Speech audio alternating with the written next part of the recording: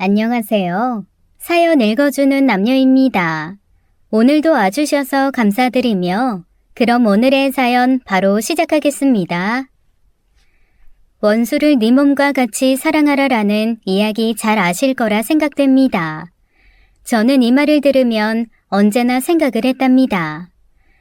나는 대체 사람의 죄를 어디까지 용서할 수 있을까 하고요. 저를 때린 것 정도는 용서할 수 있겠죠. 제가 굶어 죽지 않을 정도의 손해를 보게 한 사기 정도는 그 사람의 반성 여부에 따라 용서할 수 있을 겁니다. 하지만 그 이상의 잘못이라면요. 용서를 빌어도 절대 되돌릴 수 없는 큰 피해를 받은 잘못이라면요. 과연 저는 상대를 쉽게 용서할 수 있을까요? 아마도 대부분의 사람들은 저처럼 이 용서가 쉽지 않을 거라 생각됩니다. 안녕하세요. 저는 올해 65살이 된 할머니입니다. 최근 며느리가 손자를 낳았어요. 요즘 젊은 부부들 다들 바쁘지요.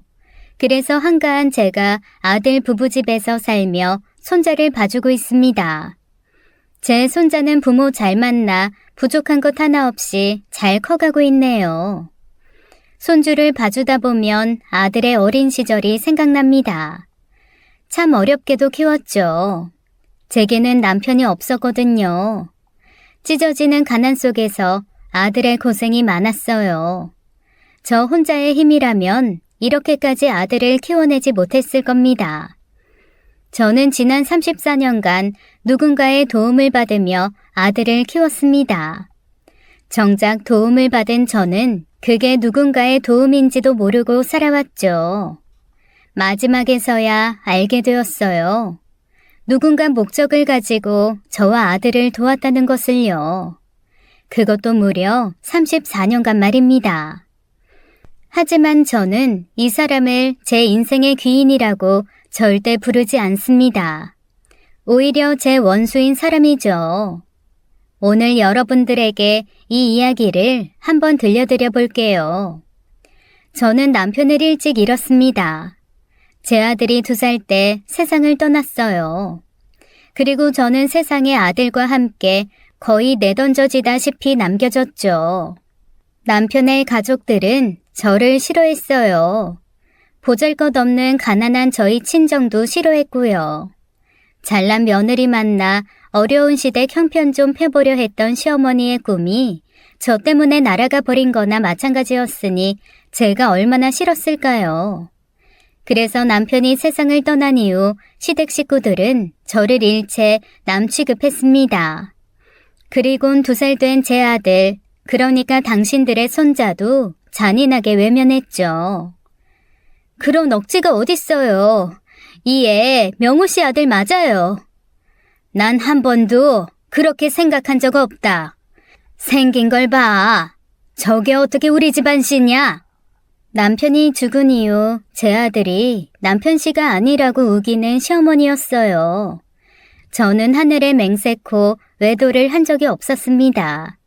하지만 시어머니 생각은 달랐죠.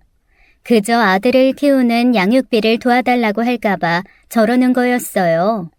시어머니에게는 죽은 제 남편 말고도 아들이 3명이나 더 있었고 손자들도 많이 있었거든요. 하지만 아무리 그렇다고 해도 이럴 수는 없었어요. 동서, 사람이 양심도 없다. 어떻게 다른 남자 애를 키워야 한다면서 우리한테 도와달라고 해? 이 집에선 동서한테 쌀 한 톨도 못 주니까 당장 돌아가. 제발 도와주세요. 우리 성민이 어머님 손자 맞아요. 제발요. 이렇게 저 보내시면 저희 모자 굶어 죽어요. 굶어 죽던 말던 내일 아니다. 내 아들 잡아먹고 뻔뻔하게 여길 찾아와서는 상간남 자식 먹여 살릴 쌀을 달라고 해? 네가 미치지 않고서야 이게 가능한 일이냐? 썩 꺼지거라. 그렇게 냉정하게 저를 쫓아내고는 대문을 걸어 잠그셨죠. 조금의 돈이라도 빌려볼 요량으로 찾아갔던 저는 한겨울 눈보라를 맞으며 다시 집으로 돌아갈 수밖에 없었습니다. 남편이 죽고 제게 남은 것은 감당하기 어려운 병원비, 빚뿐이었어요. 월세로 지내고 있던 단칸방도 이미 몇 달이나 세를 밀리고 있는 상황이었죠. 주인 할머니가 사정을 봐주고 있긴 했지만 더 이상은 어려웠어요. 당장 군부를 뗄 연탄 살 돈도 없었습니다. 2살 된 아들은 차디찬 방에서 솜잎을 몇 장과 제 온기에 기대어 간신히 살아가고 있었어요. 저도 먹을 게 없어 젖도 말라버렸고 분유를 살 돈도 없었죠. 일거리를 찾아보았지만 할 수 있는 거라고는 돈이 되지 않는 부업뿐이었어요. 그래서 이를 악물고 시댁에 찾아간 거였습니다. 문전박대를 당한 저는 얇은 잠바를 동여매고 다시 집으로 향했어요. 먹은 것도 없이 그 추운 겨울에 눈보라를 뚫고 30리 길을 걸어갔던 저는 돌아오는 길에 그만 쓰러지고 말았습니다. 그 순간 주인집 할머니에게 잠시 맡겨둔 제 아들 성민이가 생각났어요. 내 아들한테 어서 가야 하는데 라는 생각을 하다가 그만 그대로 잠이 들고 말았죠. 눈을 떠보니 병원이었어요. 영화의 길에서 그대로 동사할 뻔한 저를 지나가는 사람이 구해주었다고 하더군요. 조금만 늦었어도 저체온증으로 죽었을 거라고 의사가 말해줬습니다. 길을 지나가던 그 사람이 저를 발견하고는 업어서 병원까지 왔다고 하더군요. 제 생명의 은인인 셈이었어요. 은인에게 감사 인사라도 드리고 싶었지만 그분은 이미 사라지고 난 뒤였습니다. 병원 전화로 집주인 할머니에게 전화를 해서 하루만 성민이를 돌봐달라고 부탁을 했습니다. 의사가 하루 더 입원하고 상태를 봐서 퇴원시켜준다고 했거든요. 다만 걱정이 되는 건 병원비였죠. 박선미님, 진료 예약 정산 모두 끝나셨네요. 추가로 정산하실 내역은 없습니다. 네? 저 병원비 아직 안 냈는데 누가 제 병원비를 정산했나요? 어제 환자분 업고 들어오신 분이 환자분 상태 묻고는 아까 모두 정산하고 가셨어요. 그분 가족분 아니셨어요? 사실 제가 병원비 땡전 한 푼 낼 수 있는 형편이 아니었잖아요. 얼마나 걱정했는지 모릅니다. 그런데 누군지도 모르는 일면식도 없는 분이 저를 구해준 것도 모자라 병원비까지 모두 냈다고 하니 눈물이 날 만큼 감사했죠. 어떻게든 그분을 찾아 은혜를 갚고 싶었지만 찾을 수 있는 방법이 없었습니다.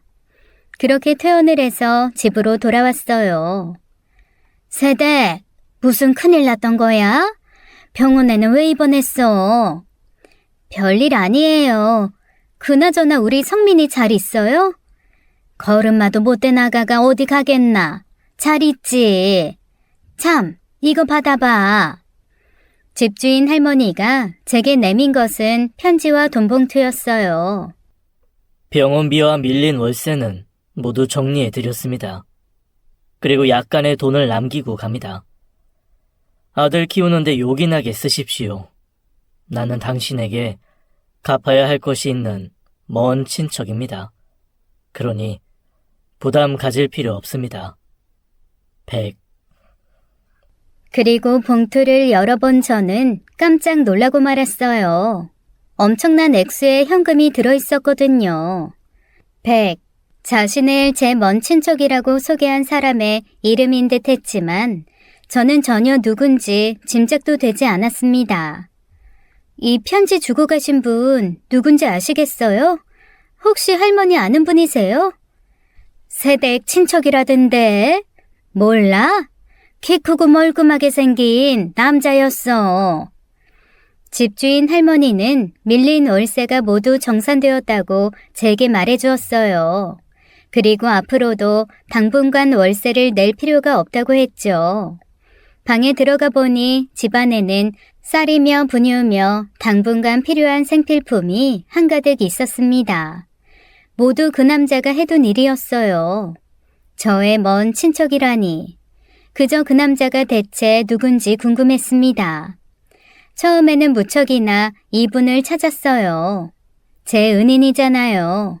얼어 죽을 뻔한 저를 병원의 어버가 목숨을 살려준 것도 병원비를 저 대신 모두 내준 것도 모두 이분이었죠. 하지만 친척들도 이분이 누군지 몰라 했습니다. 저도 사방팔방 알아보았지만 이분의 어떠한 흔적도 찾을 수가 없었어요. 찾을 방법도 정체를 알아낼 방법도 전혀 없었습니다. 그저 고마운 사람이라며 언젠가 꼭 다시 만나 은혜를 갚아야겠다라는 생각만 하며 살 수밖에 없었죠. 후에 이 남자를 다시 만나고 제가 이 남자의 진짜 정체를 알게 되었을 때 벌어진 엄청난 사건을 그때 저는 상상도 못하고 있었어요. 어쨌거나 그렇게 당장 제 앞에 닥친 문제가 해결되고 나니 숨통이 트이기 시작했습니다. 모두 자신을 먼 친척이라고 소개한 남자분 덕이었죠. 이 시기쯤 제 인생 운이 터졌는지 모든 일이 잘 풀리기 시작했어요. 이때부터는 제가 아들과 살아갈 돈만 벌면 되었기에 일자리를 구하기 시작했는데 그 일자리도 금방 구해졌습니다. 이전에는 저를 써주는 곳이 없었는데 말이죠. 집에서 그리 멀지 않은 곳에 공장이 있었어요. 아는 지인이 그 공장에서 사람을 뽑으니 저보고 가서 면접을 보라고 했죠. 당시로는 꽤나 높은 월급을 주겠다고 하기에 저는 바로 달려가서 일을 달라고 했습니다. 박선미 씨? 박선미 씨 맞으시죠? 네, 맞아요. 저 진짜 열심히 일할 수 있어요. 맡겨만 주시면 이 몸이 부서지도록 충성심으로 일할게요. 제발 뽑아만 주세요. 내일부터 나오세요. 당시에는 이렇게 쉽다고? 라는 생각이 들며 너무 기뻐했던 것 같습니다. 지금 돌이켜 생각해보면 굶어 죽어도 절대 그 공장에 들어가진 않았을 텐데 말이죠. 어쨌거나 그땐 너무 좋았어요. 저는 이제 제 아들과 살아갈 돈 걱정에서 한시름 놓을 수가 있었거든요. 공장에는 저보다 훨씬 오래전부터 일을 하고 있던 사람들이 몇몇 있었어요. 그중 유독 기억에 남는 사람은 조미자 씨였습니다. 제게 무척이나 악독하게 굴던 사람이었죠. 식기 전에 새 흙물 넣으라고 몇 번을 말해. 선미 씨, 닭대가리야? 이걸 기억 못해? 짜증나서 선미 씨랑 일 못하겠네. 어제는 다 식은 다음에 넣어야 금이 안 간다고 저한테 뭐라고 하셨잖아요. 이런 샹? 닭대가리 맞네. 하루만 지나도 내 말을 잊어먹으니. 이런 식으로 저를 골탕 먹이는 걸 즐기는 여자였죠. 나중에 공장 동료들 말을 들어보니 제가 같은 직급분들보다 꽤나 월급을 많이 받고 있더라고요. 그때는 그 이유를 전혀 알 수가 없었죠. 그걸 미자 씨가 우연하게 격리 직원을 통해 본 거였습니다. 그래서 저를 괴롭히기 시작한 거였어요. 하지만 그 괴롭힘은 오래가지 못했습니다.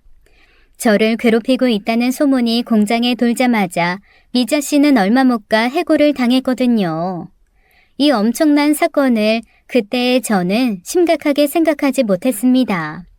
그저 제 운이 좋은 거라 생각했고 미자 씨의 해고는 저와는 무관하다 생각했죠. 지금 돌이켜 생각해보면 제가 참 순진했던 것 같네요. 이 사건이 34년간의 길고 긴 제 악연의 시작이라는 걸 그때는 전혀 알지 못했으니 말입니다.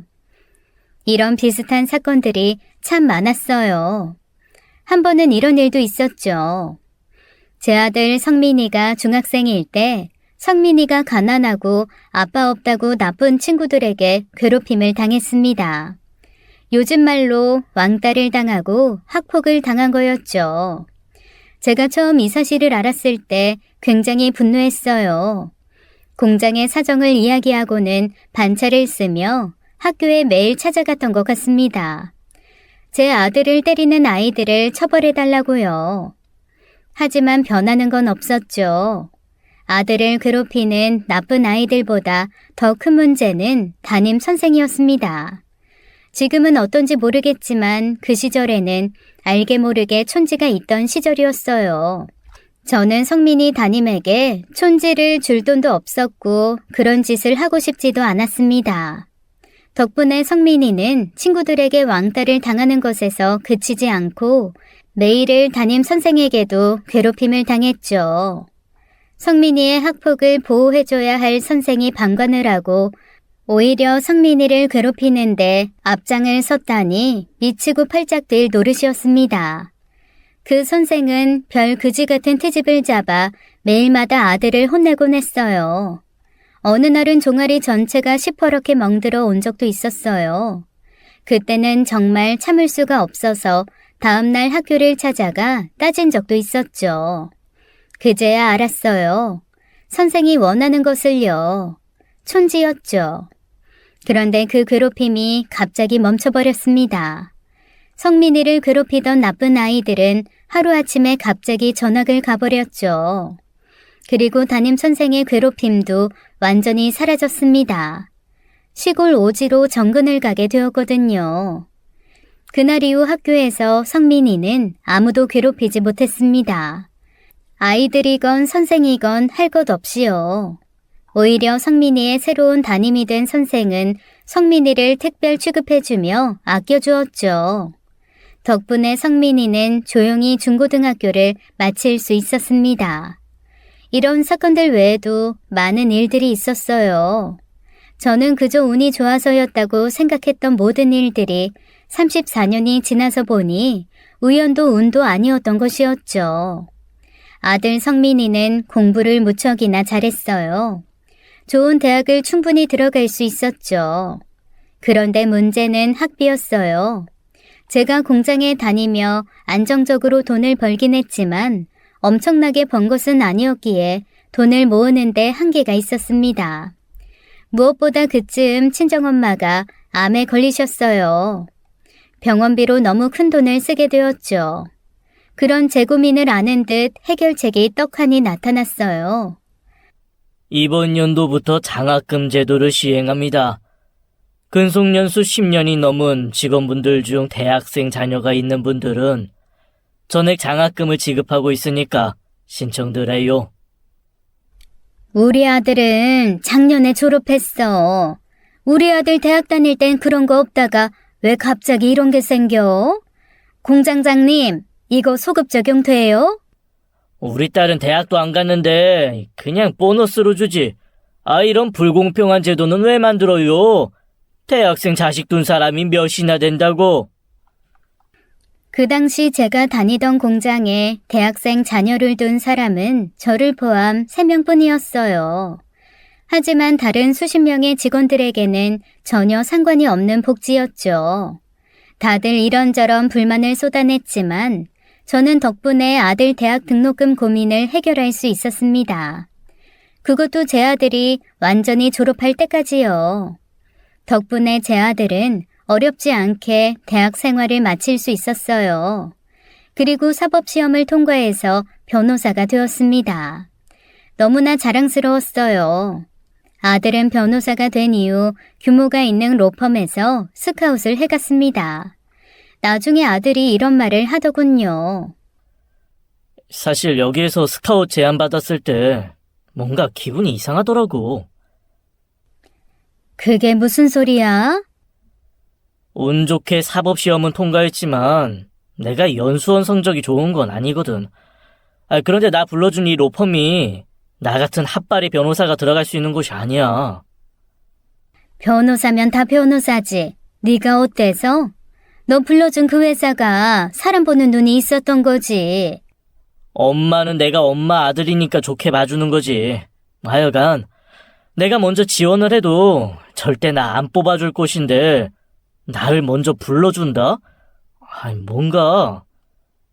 뭔가. 나 엄청 운빨이 좋다? 뭐 그런 거지.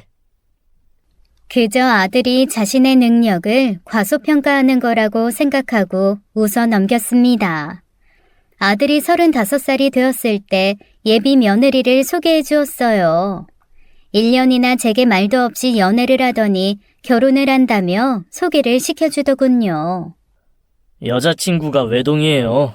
집도 무척 잘 사는 편이고 그런데 엄마가 좀 넓은 마음으로 이해를 해주셔야 할 일이 있어. 넓은 마음? 무슨 이해? 너 혹시 사고 쳤니? 아니야, 그런 거. 다른 게 아니라 여자친구가 조금 철이 없어. 그렇다고 나쁜 애는 절대 아닌데 아무래도 태어나면서 부족한 거 없이 다 누리면서 살아서 그런가? 뭐든 자기 중심적으로 생각하는 경향이 있거든. 가끔 이기적인 모습이 보이더라도 엄마가 이해 좀 해줘요. 꼭요. 예비 며느리 집은 규모가 있는 사업체를 운영하는 집이라고 했습니다. 그 집 외동딸이 예비 며느리였어요. 아들의 말에 긴장을 하고 예비 며느리를 만났는데 아들 말과는 다르게 너무나 착하고 밝은 아이였습니다. 어머님, 처음 인사드리는 거라 뭘 좋아하실지 몰라서 여러 가지로 다 준비했어요. 어머, 그냥 와도 되는데 뭘 이렇게 준비했어요? 어머님한테 잘 보이고 싶어서 그랬죠. 어머님, 말씀 편하게 해주세요. 꽃다발, 영양제, 제 보모들까지 쇼핑백을 한가득 가지고 들어오더라고요. 예비 며느리의 경제관념과 씀씀이가 걱정되기도 했지만 저를 생각해주는 마음이 너무 예뻐서 그때는 크게 생각하진 못했죠. 저와는 살아온 배경이 완전히 다른 사람이었으니까요. 첫인산 날 그렇게 제게 애교를 부리던 예비 며느리는 며칠 뒤 제게 연락을 했습니다. 예비 며느리가 제게 할 말이 있다며 아들에게 비밀로 하고 단둘이 만나자고 하더군요. 주말에 약속을 잡고 만났죠. 저번에는 성민 씨가 옆에 있어서 말씀 못 드렸어요. 아무래도 성민 씨한테는 불편한 주제일 테니까요. 첫날 아들과 함께 인사드리러 왔을 때와는 완전히 달라진 표정과 말투였어요. 무슨 말인데 그러니? 저 성민 씨 많이 사랑해요. 그래, 고맙구나. 그래서 주변 반대가 심한데도 결혼하기로 결심한 거고요. 반대라니. 홀어머니 모시고 사는 자수성가한 남자, 그리고 그 아들 하나 바라보면서 사는 엄마. 이 정도면 저희 집에서는 결혼 반대할 이유가 충분하거든요. 그래도 제가 성민 씨 너무 사랑해서 밀어붙이는 결혼이에요. 그렇다고 저도 우려가 전혀 안 되는 건 아니에요. 그래서 결혼 진행 전에 어머님께서 몇 가지 약속을 해주셨으면 좋겠어요. 무슨 약속을 말하는 거니? 간단해요. 결혼하면 성민 씨에게 1순위는 어머님이 아닌 제가 되어야 돼요. 2순위는 저희 부모님이고요. 힘든 상황에서 아들 하나 바라보고 키워주신 어머님 공 절대 모르는 바는 아니지만 그 때문에 전 더 걱정돼요. 어머님이 아들한테 집착하실까 봐요. 그러니 저희가 결혼하면 내 아들은 없다고 생각하시고 사세요. 혹시 사시면서 돈 필요하시면 아들 말고 저한테 말하시고요. 제가 어머님 힘들지 않게 금전적으로는 충분히 도와드릴 수 있어요. 아들을 없는 셈 치라니? 지금 그게 말이나 되는 조건이야? 성민이도 네가 이러는 거 아니? 당연히 성민 씨는 모르죠. 어머님께서 어떻게 키운 아들인데요. 알면 난리 나죠. 그러니 어머님도 비밀 지켜주셔야 돼요. 네가 제정신이 아니구나. 내가 널 며느리로 받아줄 것 같아? 이 못된 것이. 잘 생각하세요, 어머님. 이 결정 하나로 어머님 아들 인생이 어떻게 달라질지 신중하게 생각하시고 고민해 주시고 결정하시죠. 그렇게 말하고 예비 며느리는 돌아갔어요. 다시 생각해도 괘씸하고 화나는 말이었죠. 하지만 섣부르게 이 일을 아들에게 말하진 못했습니다. 며느리의 마지막 말이 계속 귓가에 맴돌았거든요. 제 결정 하나로 제 아들 인생이 달라진다는 말이요. 몇 날 며칠을 끙끙 앓았습니다. 제 모습을 본 친한 언니가 묻더군요. 요즘 산송장처럼 하고 다니는데 무슨 고민 있냐고요. 언니, 내 일이 아니라 내 친구 일인데 친구가 엄청 가난하게 살았어. 그런데 아들 하나 잘 키웠더니 글쎄 이 녀석이 엄청 부잣집에 장가를 가려나 봐. 근데 그 부잣집 며느리가 내 친구한테 그러는 거야. 시어머니가 아들한테 집착할까 걱정되니 자기들 결혼하면 보지 말자는 거지. 언니라면 어떻게 하겠어? 죽여 뿌려야지 그런 싸가지는. 아이고 그게 말이가. 내 앞에서 며느리 되겠다고 인사오나가 그딴 소리 하면 머리털 다 뽑아버리지. 내가 힘들게 키운 아들놈이면 내 거지 지 거가. 그래 그 집 아가씨 싸가지가 없네. 어디 예비 시어머니한테 그딴 소리를 해? 지가 잘 살면 얼마나 잘 산대? 그런 여자한테 장가들면 그 집 아들도 고생길 훤해. 그냥 결혼시키지 말라고 해. 난 좋기만 하겠다. 어차피 아들놈 장가 보내면 그 길로 남의 자식 되는 거야. 뭐 평범한 집에 장가 보내면 그 집 며느리들은 안 그럴 것 같아? 요즘 며느리들이 어디 시어머니 받들고 살겠냐 이 말이야. 내 아들도 나한테 용돈이라도 줄라 치면 우리 집 며느리가 득달같이 전화해서 아주 난리를 친다. 명절에도 잠깐 찾아와서 얼굴 비추면서 문 열고 우리 집에 들어올 때부터 입이 대충 나와서 이제 자기 집은 언제 가냐고 이러고만 있다니까. 곳간에서 인심난다고 했어. 자기 힘들어지면 며느리가 금전적으로도 다 도와준다며. 좋은 게 좋은 거라고 기왕이면 부잣집에 장가 보내. 말이야 바른 말이지. 우리가 아들놈 낳기만 했지 그동안 해준 게 뭐 많다고? 내 아들놈 꽃길 걷는 것까지 방해를 해? 마지막 말이 제 가슴을 찔렀어요. 해준 것도 없는데 꽃길 걷는 내 아들 방해는 하지 말라는 말이요. 그날 아들이 집에 늦게 들어왔어요. 술에 잔뜩 취해서는 말이죠. 아들이 이야기 좀 하자고 저를 불렀죠. 기회다 싶어 물어보기로 했어요. 너는 예비 며느리를 얼마나 좋아하는지요? 저기 아들, 엄마가 궁금한 게. 엄마, 나 일 그만둘 거야. 일을? 거기를 왜 그만둬? 남들 다 부러워하는 직장을. 장인어른께서, 예비 장인어른께서 나 장가 오면 장인어른 회사 법무팀 팀장으로 넣어주신다고. 스카웃 된 거지. 정말? 좋은 거지? 잘 됐네. 그렇지. 좋은 거지. 눈치 안 보고 일할 수 있으니까. 그런데 뭐라고 하셨지? 궁금한 거? 아니야. 물어볼 게 있었는데 까먹었어. 에이. 엄마. 다다음 주에 상견례 괜찮죠? 벌써부터 사위를 챙기는 바깥 사돈이었네요.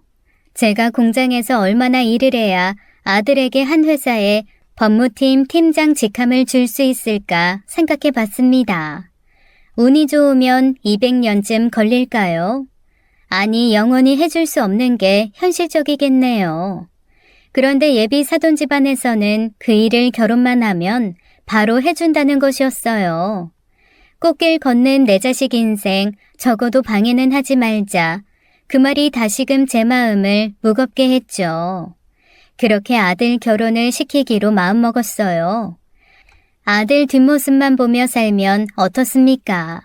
며느리가 말한 것처럼 이제 내 아들이 아니라 그 집 사위하면서 아주 크게 남부럽지 않게 성공하라고 빌어주기로 했죠. 그리고 2주가 지나 상견례를 진행했어요. 우려와 달리 사돈분들은 무척이나 예의 바르신 분들이었습니다. 왜 그런 거 있잖아요. 고급스러운 옷으로 우리 돈 많아요라며 제 길을 꺾고 제게 막말을 하며 기선을 제압할 줄 알았어요. 뭐 드라마에서 본 것처럼요. 그런데 실상은 달랐습니다. 사돈분들은 부자의 모습을 전혀 티내지 않더군요. 단정한 옷차림에 전혀 부자임을 내세우지 않는 느낌의 분들이었죠. 말씀도 조용조용 잘하시는 분들이었어요. 제 기분 상할까 말 한마디도 조심스럽게 하는 게 느껴졌어요. 그러니 제 모습이 더욱 초라하게 느껴지더군요. 그들이 드라마 속 부자 사돈처럼 행동했다면 저도 고개 쳐들며 당당하게 나갔을 수도 있었을 거예요. 어쨌건 사돈 내외의 모습에 제 결정이 옳았다는 생각이 들었습니다.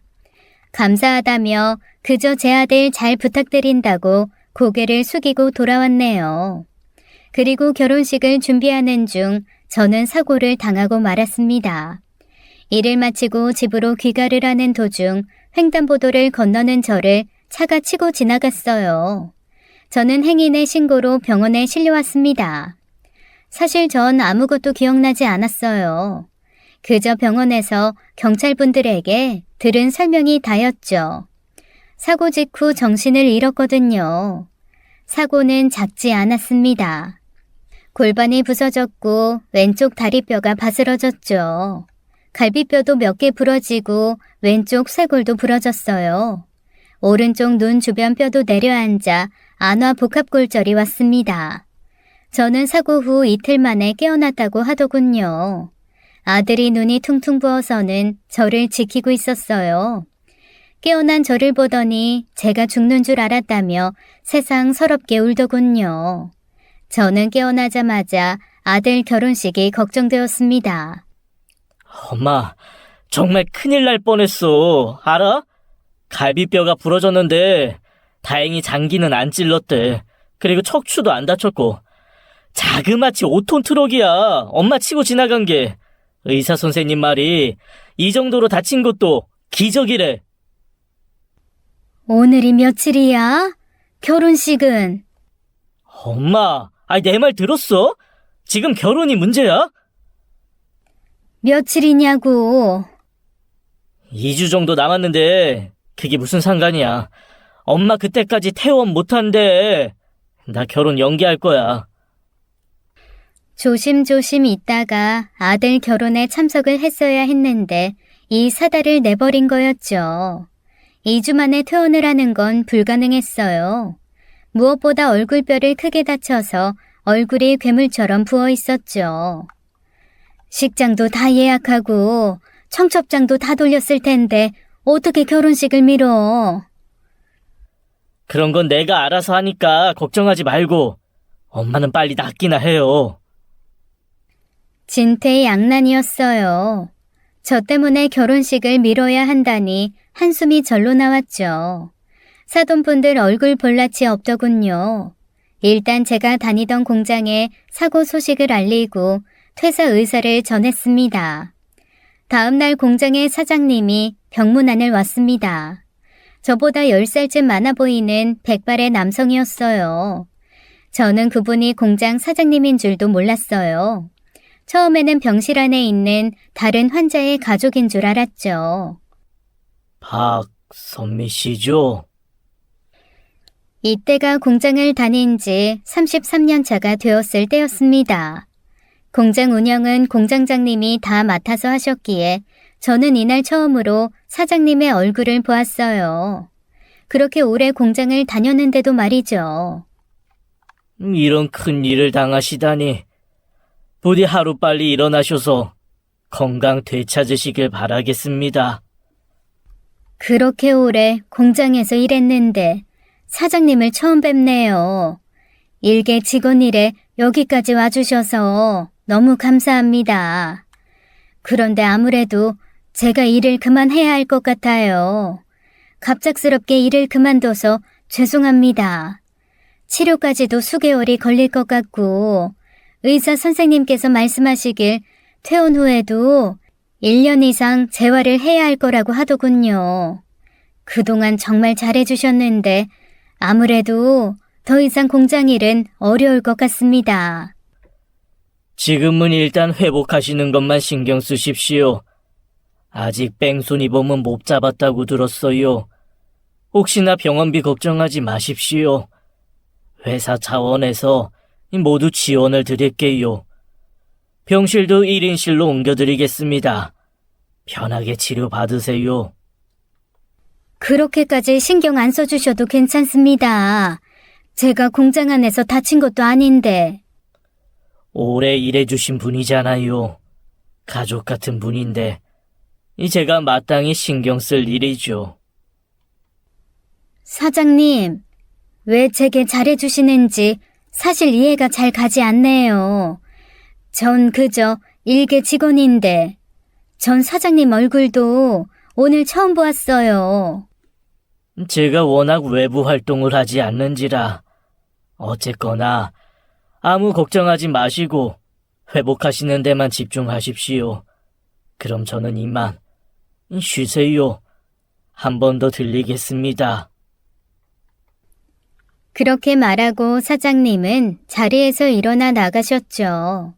저는 혼자서 걷기도 어려운 상황이라 그런 사장님을 따라 나가 배웅도 하지 못했습니다. 그저 기분이 이상했어요. 30년을 넘게 일하며 몸담은 회사의 사장을 오늘 처음 만날 정도로 저와는 아무런 연이 없던 사람이었습니다. 그렇기에 더욱 저에 대해 알지도 못하는 분이 제게 저렇게 잘해주신다는 게 의문스러웠죠. 제가 일을 잘해봤자 얼마나 공장에 도움이 되는 사람이었겠어요. 그저 공장의 부속품에 불과한 일개 직원인데 말이죠. 사장님께서 나가시고 얼마 지나지 않아 저는 진짜로 1인실로 병실이 옮겨졌습니다. 그러니 더욱 안절부절 못하게 사장님의 선의가 불편해졌어요. 바로 공장에 전화를 걸어 사장님과 연락을 시도했지만 연결을 할 수가 없었습니다. 그저 한 번 더 찾아오신다는 그 말을 기억하며 다음에 만났을 때 이 호의를 마음만 받고 감사히 거절할 생각을 하고 있었습니다. 사장님께서 병문안을 오시고 며칠 뒤에 사돈의 연락을 받았어요. 제 사고 소식을 듣고 너무 놀랐다며 병문안을 오신다고 하더군요.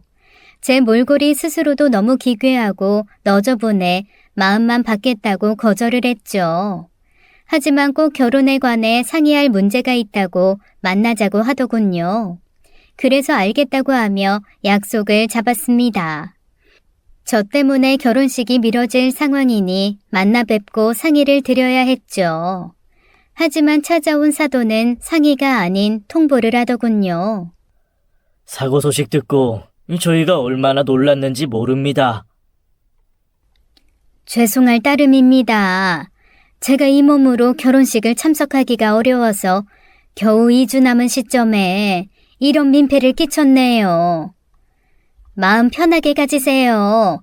결혼식은 저희끼리 잘 치르겠습니다. 네? 잘 치르겠다니요? 걱정 마십시오. 이 사돈께서 참석을 못하시니 저희가 잘 치르겠습니다.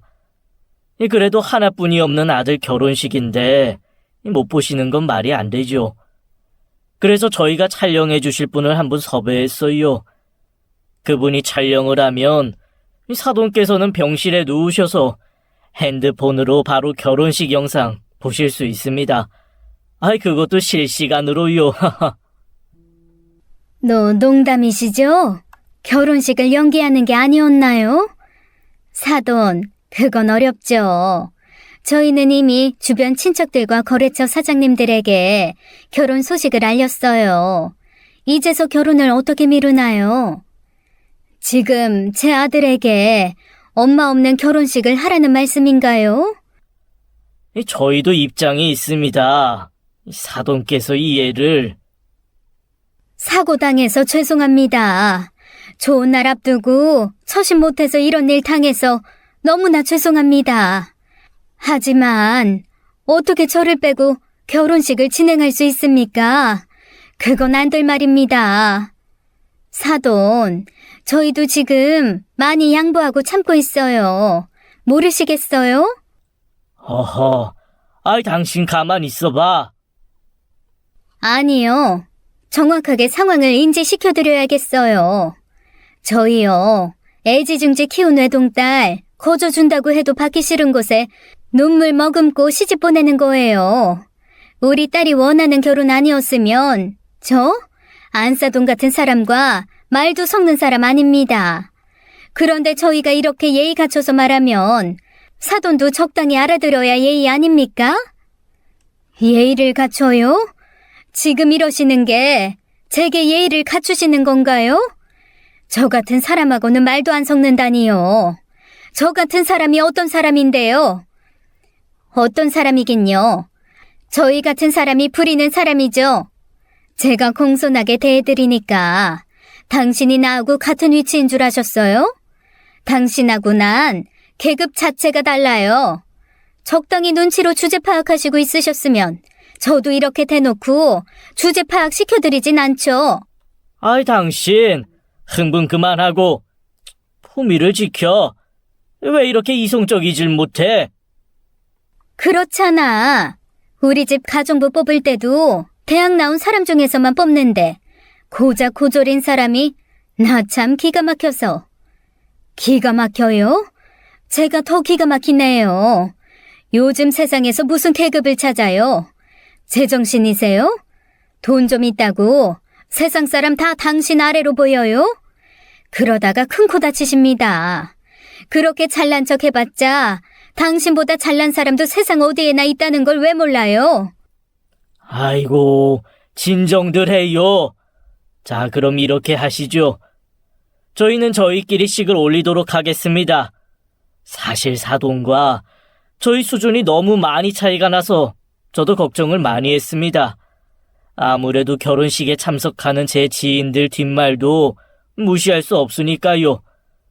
그러니 기왕 이렇게 된 김에 저희는 사돈 자리에 배우를 써서 저희끼리 결혼식 올리겠습니다.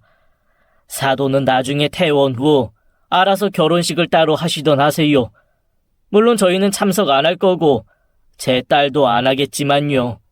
어쨌거나 하나뿐인 아들 결혼하는 모습 보시고 싶어하는 마음, 같은 부모로서 모르는 바 아닙니다. 그러니 결혼식 영상은 보내드리죠. 그들이 하는 말은 말이 아니었어요. 토사물 같은 더러움이었고 무자비한 폭행 같은 것이었습니다. 말이 망치보다 아프다는 것을 그제야 알았죠. 그때 병실 문 앞에서 헛기침하는 소리가 들렸어요. 사돈 내외와 심각하게 대화를 하다 보니 병실로 조용히 들어오는 사람을 눈치채지 못했죠. 그 사람은 공장 사장님이었어요.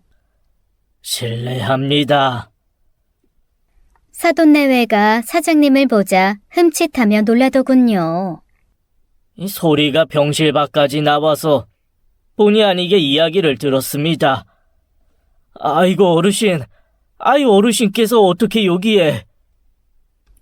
바깥 사돈과 사장님께서 서로 아는 사이인 듯 했습니다.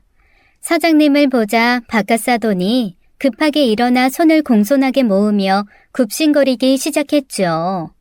대체 무슨 사이인가 싶었어요. 사람 사이에 위아래가 어디 있고 이 계급이 어디 있습니까? 운 좋게 태어나서 남들보다 티 클 만큼 좀 더 잘 산다고 조사장은 남을 함부로 업신여기는 사람입니까? 어르신은 누구신데 남의 일에 끼어드세요? 당신은 가만 안 있어? 백 회장님이셔. 백 회장님, 저희가 그럴 리가 있나요? 무언가 오해가. 오해 없습니다. 그렇게 사장님께서는 나중에 다시 오겠다는 말을 남기고는 병실을 나가셨죠. 꽤나 화가 나신 듯한 표정이었어요. 백 회장님, 백 회장님! 사돈, 제가 다시 연락드리겠습니다.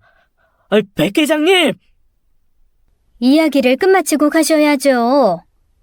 사돈 내외는 무슨 큰일이 난 사람들처럼 급하게 사장님을 따라 나갔습니다. 제가 불러도 쳐다도 안 보더군요. 저로서는 대체 무슨 일이 벌어지고 있는지 알 수가 없었어요. 저는 아직 결혼 문제 합의가 되지 않았기에 안절부절 못했습니다. 사돈 내외 연락처가 없었기에 제가 먼저 연락을 할 방법도 없었어요. 그래서 일단 아들에게 연락을 해보았습니다. 사돈께서 찾아오셨었어. 아무래도 결혼식 연기가 어려우신 것 같은데 무슨 말 못 들었니? 알아요. 저도 이야기 들었어요. 엄마, 저 지금 병원 가는 길인데 자세한 이야기는 가서 할게요. 아들도 예비 며느리에게 이야기를 들었다고 하더군요. 아들이 할 말이 있다고 병원에 온다는데 저는 아들이 사돈 내외의 제안을 받아들인 거라 생각했습니다. 그런데 병원에 도착한 아들은 놀라운 말을 했죠. 파혼했어. 미안해, 엄마. 내가 혼자 결정해서. 파혼이라니? 어째서? 결혼식 연기가 어렵다고 한 것 때문에? 장인, 아니다. 이제 장인도 아니네. 그쪽 집안 사람들 자체가 좀 별로더라고. 정신 이상자들 같아. 제가 누구보다 잘 알고 있었죠. 방금 그 일을 겪었으니까요. 하지만 제가 겪은 일을 아들이 알면 마음 아파할까봐 일단은 아무 말도 하지 않았습니다. 그저 아들에게 무슨 일이냐고 물었죠. 미연이하고 결혼식 연기를 상의했어. 그런데 미연이는 결혼식 연기 절대 못한다고 하더라고. 그리고 다친 엄마를 결혼식장에 세우는 것도 싫다고 하고. 내가 그럼 대체 어쩌자는 거냐니까. 가짜 엄마를 연기자로 세워서 결혼식을 예정대로 진행하자는 거야. 이게 뭔 개소리인가 했지. 그때부터 열이 너무 받더라고. 그래서 그럼 내 친인척들은 어쩔 거냐고 또 물어봤지. 그러니까 예비 장인이었던 그 남자가 뭐라고 한 줄 알아? 내가 자네 어머니가 사고 났다는 소식 듣자마자 50명쯤 하객 도우미 공급해준다는 업체를 알아봐 두었네. 그쪽에 의뢰하면 어렵지 않게 해결할 수 있을 거야. 지금 제 결혼식에 엄마는 물론 제 친척분들도 모두 연기자로 채워넣겠다는 말인가요? 자네 기분이 상할 수 있다는 거 알고 있네. 하지만 우리 입장도 있는 거 아닌가? 계속 말씀하시는 장인어른 입장이 뭔데요? 대체 그게 뭐길래 이런 짓을... 몰라서 물어. 식장의 거래처 사장들과 투자자분들도 얼마나 많이 오시는데 자네 집안이 그런 분들이 보기에 썩 좋아 보이지 않지 않나. 그런데 혼주석에 앉아있을 사돈께서도 저런 몰골로 앉아있으면 아무래도 눈살이 찌푸려질 테고 그러다가 회사 투자자라도 떨어져 나가면 어쩌나. 아들에게 그 이야기를 듣는데 화도 나고 어이도 없어서 참 할 말이 없더군요. 아들은 예비 장인의 그 말에 뒤도 안 돌아보고 자리를 박차고 나왔다고 했어요. 그리고 바로 예비 며느리에게 파혼을 선언했다고 하더군요. 한마디로 자기 친구랑 거래처 인간들한테 보여주기에 우리 집이 쪽팔린다는 거지. 그래서 그냥 앞으로 계속 쪽팔리지 마시라고 했어. 내가 결혼 안 해줄 테니까. 저 대신 속 시원하게 파혼을 선언하고 돌아온 아들에게 여러 가지 감정이 들었어요. 못난 엄마 때문에 아들이 좋은 자리 던져버린 것 같기도 했죠. 하지만 한편으로는 다행이라는 생각이 더 많이 들었습니다. 저런 집에 장가가서 내 아들이 속 편하게 살 리가 없었거든요. 그날 이후 예비 며느리가 아들에게 계속 전화도 하고 찾아오기도 하는 눈치였어요. 엄청 매달리더군요. 그런데 아들이 헤어짐을 통보하고 칼같이 연을 끊어버리더군요. 저는 그렇게 그 집 사람들과 인연이 끝나는 줄 알았습니다. 그런데 며칠 뒤에 뜻밖의 사람에게서 연락이 왔습니다. 조사장이었어요. 아들의 장인이자 제 바깥사돈이 될 뻔했던 그 남자, 조사장이 제게 연락을 한 거였죠. 그 이유 또한 황당하기 그지없었습니다. 사돈, 부탁 좀 드리고자 연락드렸습니다. 사돈이라뇨? 어디서 큰일 날 소리를. 제 아들이 파혼 의사 분명하게 밝혔을 텐데요. 네, 그렇죠. 그럼 박 여사님이라고 부르겠습니다. 저 같은 사람한테 무슨 부탁하실 게 있을까요? 이 백 회장님에게 저희 사이 오해를 좀 풀어주셨으면 합니다. 백 회장님이라니요? 백 사장님이요? 저희 공장 사장님이요? 네, 맞습니다.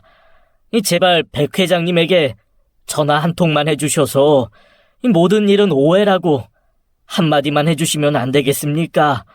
선처 좀 부탁드리겠습니다. 제발 좀 부탁드리겠습니다. 박 여사님. 며칠 전 제게 찾아와서는 결혼 연기 못한다며 큰소리 치던 사람이 맞나 싶을 정도였어요. 목소리마저 떨며 제게 부탁을 하기 시작했죠. 대체 무슨 선처를 말하는지 저는 통 알 수가 없었어요. 그리고 저희 공장 사장님을 왜 회장님이라고 부르는지도 저는 알 수 없었고요. 어쨌건 조 사장의 이야기를 들어보니 제가 다녔던 공장 사장님인 백 회장님에게 결혼 과정에서 있었던 불쾌한 일들이 모두 저희의 오해였다고 설명을 해달라는 거였죠. 바깥사돈이었던 조 사장은 제게 애원에 가깝게 빌기 시작했어요. 제게 아무리 부탁하셔도 소용없어요. 저 백 회장님 살면서 지금까지 딱 2번 만났어요. 그것도 저 입원했다고 문병 오신 그 2번이 다라고요. 저 그분 개인적으로 연락처도 모릅니다. 그럴 리가요. 박 여사님하고 깊은 친분이 있던가? 그게 아니라면, 박 여사님을 엄청 아끼시는 게 아니라면 왜 그 일로 백 회장님이 제게 그렇게 화가 나신 거죠? 저는 도무지 이해를 할 수가 없네요. 뭐 어쨌거나 제가 연락처 알려드릴 테니까 제발 저희와 있었던 일 아무것도 아닌 단순 오해라고 설명 좀 해주십시오. 저희 백 회장님과 거래 끊기면 정말 많이 힘들어집니다. 그건 저 때문이 아니라 조 사장님 인성적인 문제 때문에 백 회장님이 실망하신 게 아닐까 하네요. 그러니 제가 도와드릴 게 없어요. 설마 저한테 조 사장님 인성교육을 다시 시켜달라는 뜻은 아니죠? 정원하신다면 해드릴 순 있지만 그 굴욕 감당 가능하세요? 이만 끊을게요. 여사님, 박 여사님, 제발 부탁드립니다. 수화기 너머로 제게 소리를 지르듯 애원하는 조 사장의 말을 무시하며 전화를 끊었습니다. 그 후 저는 2달간의 입원 치료를 끝내고 퇴원을 하게 되었습니다. 집과 병원을 오가며 재활 치료를 이어갔어요.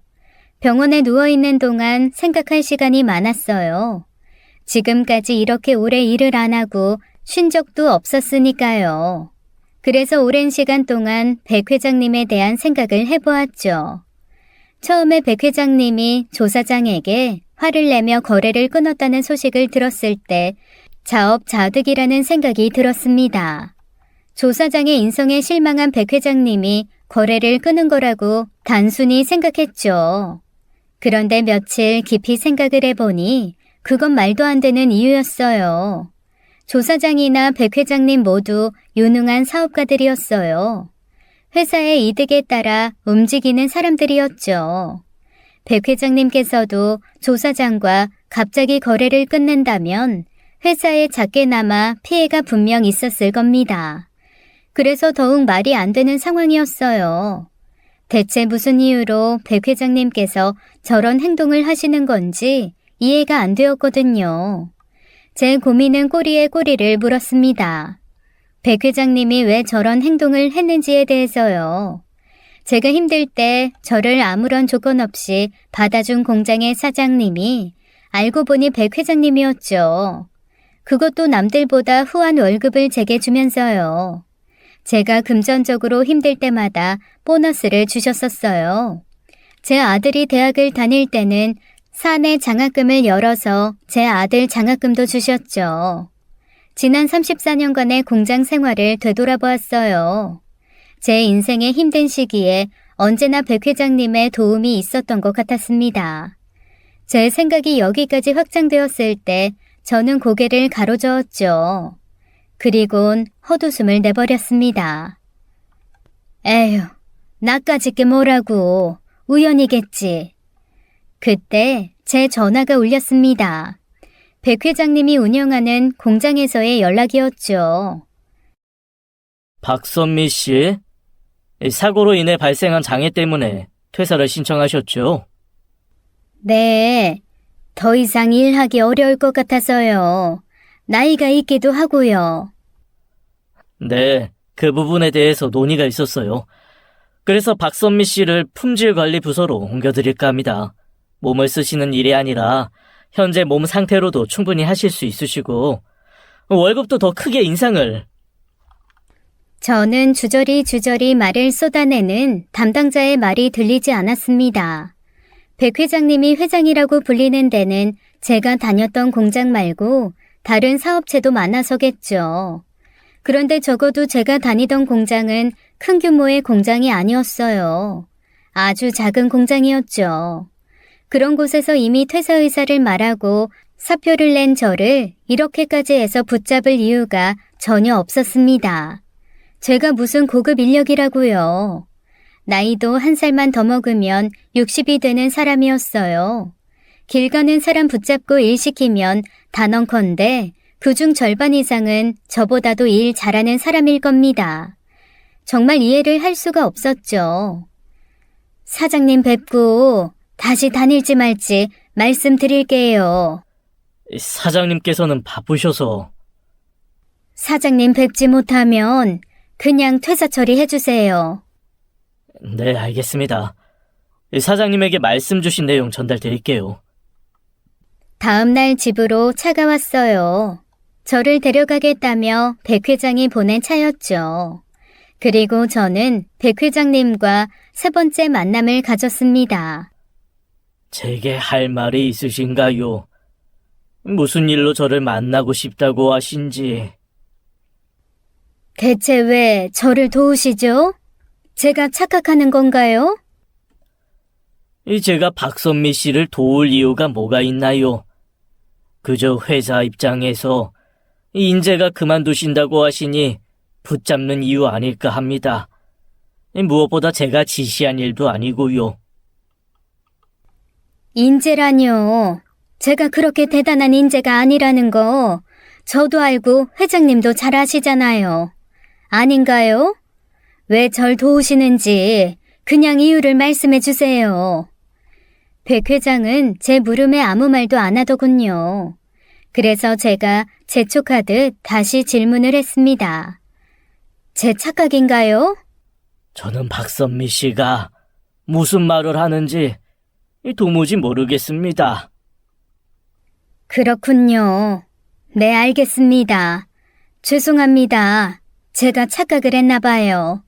제안해 주신 일자리 감사합니다만 더 이상은 일은 힘들 것 같아요. 사표 수리해 주세요. 저는 그렇게 말하고 공장을 나왔어요. 그리고 1년의 시간이 지나갔습니다. 백 회장님의 소식을 들은 건 의외의 곳에서였어요. 알고 보니 로펌에서 아들이 담당하고 있던 회사들 중 하나가 백 회장님의 회사였더라고요. 이 사실을 알게 됐을 때도 참 이상하다는 생각을 했었죠. 어쨌거나 백 회장님은 역시 여러 사업체를 가지고 있던 분이었습니다. 제가 다니던 공장은 회장님께서 가지고 있던 많은 사업체 중 작디 작은 것 중 하나였더라고요. 저는 아들이 내부 정보로 알아낸 백 회장님의 암 투병 소식을 듣게 되었습니다. 1년 만에 듣게 된 백 회장님의 소식이 암이라니 가슴이 철렁하고 내려앉았어요. 한동안 아무것도 손에 잡히지 않았죠. 저는 더 늦기 전에 회장님을 만나봐야 했습니다. 1년이 지났지만 공장에는 아직 제 지인들이 많았어요. 지인들을 총동원해서 회장님이 입원해 있는 병원을 찾았습니다. 병원을 알아낸 저는 회장님을 만나러 병원으로 향했죠. 그런데 회장님이 있는 병실에 저는 접근을 할 수가 없었어요. 제 이름으로 면회 신청을 했습니다.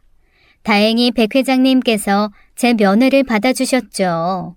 가족들과 함께했던 회장님께서는 저와의 독대를 원하셨어요. 가족들을 물리셨죠. 1년 만이네요. 이제 몸은 괜찮습니까? 네, 회장님 덕분에요. 그런데 회장님께선 안 괜찮으시네요. 하하, 한 사람이라도 몸이 괜찮다니 다행입니다. 오늘은 저를 찾으신 이유가 있을까요? 제가 회장님을 알게 된 지 벌써 34년이에요. 긴 세월이었네요. 네, 그 긴 세월 동안 절 만나실 때마다 제게 물으셨죠. 찾아온 이유가 무엇이냐고요. 제가 회장님을 찾은 이유는 이겁니다. 저희 모자를 34년간 지켜주신 이유가 무엇일까 생각해봤어요. 지켜주다니요. 그게 무슨 말씀이신지. 제 아들이 2살 때 제가 길에서 얼어 죽을 뻔했어요. 그런데 어떤 귀인이 절 구해주시고 저희 모자가 굶어 죽지 않게 도와주셨어요. 그분이 편지를 남기셨는데 자신을 백이라고 칭하셨거든요. 설마, 제 성이 백씨여서 그 귀인이 저라고 생각하시는 건가요? 네, 뭐 아닐 수도 있죠. 어쨌거나 이후에 회장님께서 가지고 있으신 공장에 취업해서 34년간 편안하게 먹고 살 수 있었어요. 회장님께선 제가 힘들 때마다 보너스도 넉넉하게 챙겨주셨거든요. 그리고 아들이 대학을 가니 장학금까지 주셨고요. 그건 직원들 모두에게 공통적으로 제공해드린 혜택이었어요. 박선미 씨를 지켜준 게 아니죠. 그런가요? 참, 최근에 알게 된 사실도 있어요. 아들이 변호사 자격증 얻고 바로 그 유명한 로펌에 들어갈 수 있었던 이유요. 회장님께서 제 아들을 불렀다는 소문이 있던데요. 제가 아드님을 로펌 자리에 넣어줬다는 건가요? 네, 뿐만 아니라 저희 집안과 사돈이 될 뻔한 그 조씨 집안 사람들에게도 저 대신 복수도 해주셨고요. 그건 너무 억측이 아닙니까? 보고 싶은 것만 보고 있는 것 같네요, 선미 씨는. 네, 물론 제 추측일 뿐이에요. 그저 박선미 씨는 하늘이 도운. 대체 왜 34년이라는 그 긴 세월 동안 저희 모자를 지켜주셨나요? 백 회장님, 폐암 말기라는 이야기 들었어요. 이제 3개월 남았다는 이야기도요. 그러니까 이제 진실을 말해주셔도 돼요. 회장님과 제 사이에 무거운 침묵만이 흘렀어요. 저는 백 회장님 눈을 바라보며 말을 했죠. 제가 회장님 첫사랑인가요? 네? 당연히 아니겠죠. 병실에 들어오기 전 사모님 봤어요. 참 고우시더라고요. 회장님하고 평생을 믿고 의지하시면서 사신 진정한 동반자겠죠. 자식도 4명이나 낳으시고요. 그럼 혹시 제가 회장님 숨겨둔 딸인가요? 절대 아닙니다. 네, 회장님하고 저하고 10살뿐이 차이 안 나니 제가 회장님 숨겨진 자식일 수도 없겠네요. 대체 하시고 싶은 말씀이 무엇인가요? 그쵸. 다 말이 안 되는 이야기들 뿐이죠. 아무리 생각을 해도 정말 다 말도 안 되는 생각뿐이었어요. 그런데 가장 말이 안 되는 이야기가 뭔 줄 아세요? 회장님이 제 남편 죽였나요? 제 남편은 아들 성민이가 2살이 되던 해에 사고로 죽었습니다. 늦게까지 야근을 하고 집으로 돌아오던 남편은 뺑소니 차에 치여 그 자리에서 사망을 했죠.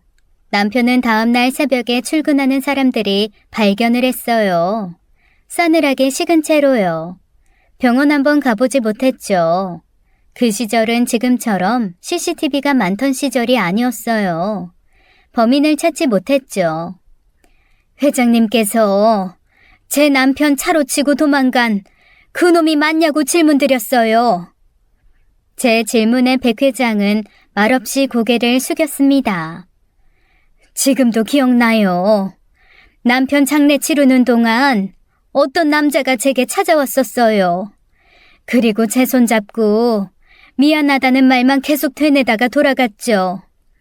나중에 알았어요. 그 미안하다는 말의 의미를요. 아마도 제 남편 죽인 거에 대한 미안함이었겠죠. 그날 이후 그 남자를 만날 수가 없었어요. 그런데 지금 다시 만난 것 같은데 맞나요? 제 말에 백 회장이 흐느끼기 시작했습니다. 작은 울음소리가 커져 나중에는 통곡을 했죠. 그 소리에 병실 밖에 있던 아들들이 놀라서 뛰어들어왔어요. 백 회장은 아들들을 다시 병실 밖으로 물리고는 제게 말했습니다. 둘째하고 낚시를 갔던 날이었어요. 그놈은 가기 싫다고 했는데 제가 가자고 졸랐었죠. 사실 아들놈은 아팠던 거였어요. 독감인지 감기인지. 새벽부터 아들놈 열이 나기 시작하더니 나중에는 몸이 불덩이처럼 되더군요. 살면서 무서운 거 없이 살았던 저인데 그날은 무서웠습니다. 그저 서둘러 병원을 가야 한다는 생각뿐이 없었어요. 그러다가 미안합니다. 미안합니다. 그 새벽 남편을 차로 치워 죽이고 도망간 사람이 백 회장이었습니다. 백 회장은 그 죄책감에 사로잡혀 34년간 저를 뒤에서 지켜주고 있었던 것이었어요. 진실이 드러나자 저는 당장 병실 침대에 누워있는 백 회장을 주먹으로 내리쳐 죽이고 싶었습니다. 소리를 지르며 욕을 하고 싶었죠. 34년 동안 뒤에서 저를 지켜주면 회장님 죄가 없어질 거라 생각했어요? 뇌죄는 사라질 수가 없지요. 저는 살인자인데 용서를 받을 수가 없지요. 다만 저 때문에 힘들어진 선미 씨와 성민군 인생을 조금이나마 돕고 싶었습니다. 백 회장의 말이 공허하게 들리더군요. 대체 누가 누굴 돕는다는 말인가요? 백 회장이 제 남편을 죽이지 않았다면 제가 힘들게 살 일도 없었어요. 애당초 제가 그 겨울에 길거리에 쓰러져 얼어 죽을 뻔한 일도 없었을 겁니다. 제 남편은 죽었어요. 이제와 제가 할 수 있는 건 아무것도 없었습니다. 공소시효도 한참 전에 지나버린 후였죠. 저는 당신이라는 인간 절대 용서할 수 없어요. 당신이 날 도왔던 행동은 사실 날 도운 게 아니라 당신 죄책감 풀기 위한 방법이었겠죠. 당신에게 조금의 양심이라도 있었다면 날 도울 게 아니라 경찰을 찾아가 자수했어야 해요. 하지만 당신은 안 그랬죠. 당신은 그저 비겁했던 겁니다. 진실이 드러나 당신이 가지고 있는 모든 걸 잃을까봐 두려웠겠죠. 그저 당신 마음 편하자고 날 도운 거예요. 그래서 저는 암 때문에 죽어가는 당신 마음 편해지라고 당신을 용서해줄 마음은 없습니다.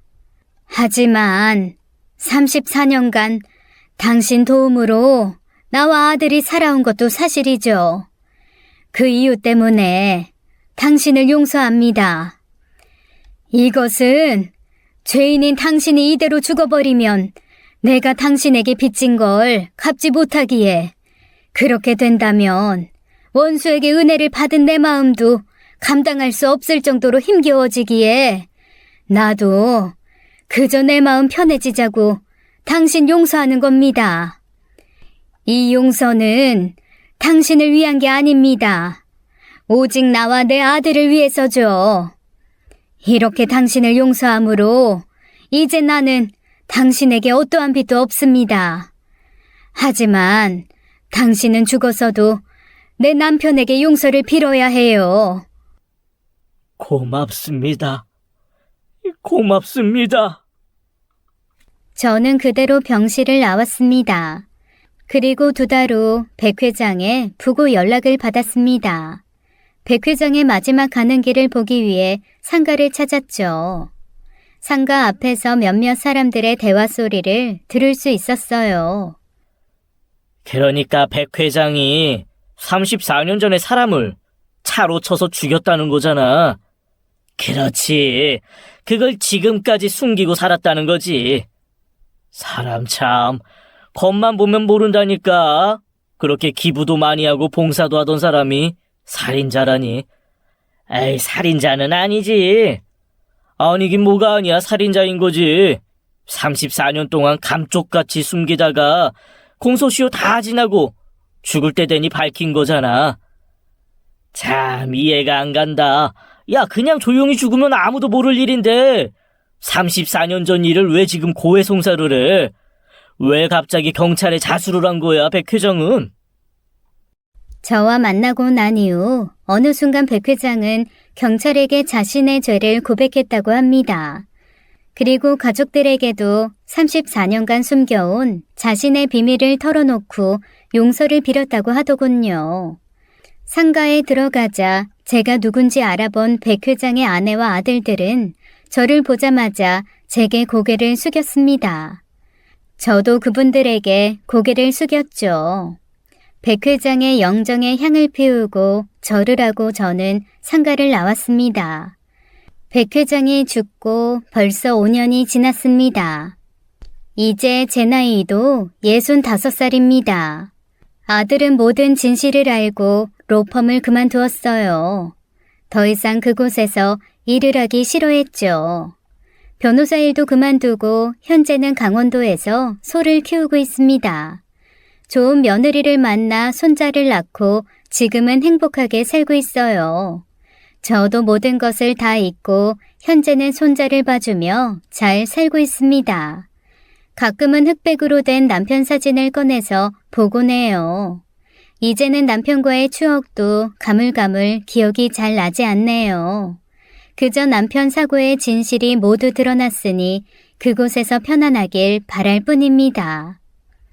지금까지 사연 읽어주는 남녀였습니다. 끝까지 시청해주신 여러분 감사드리며 저희는 다음 사연으로 돌아올게요. 감사합니다.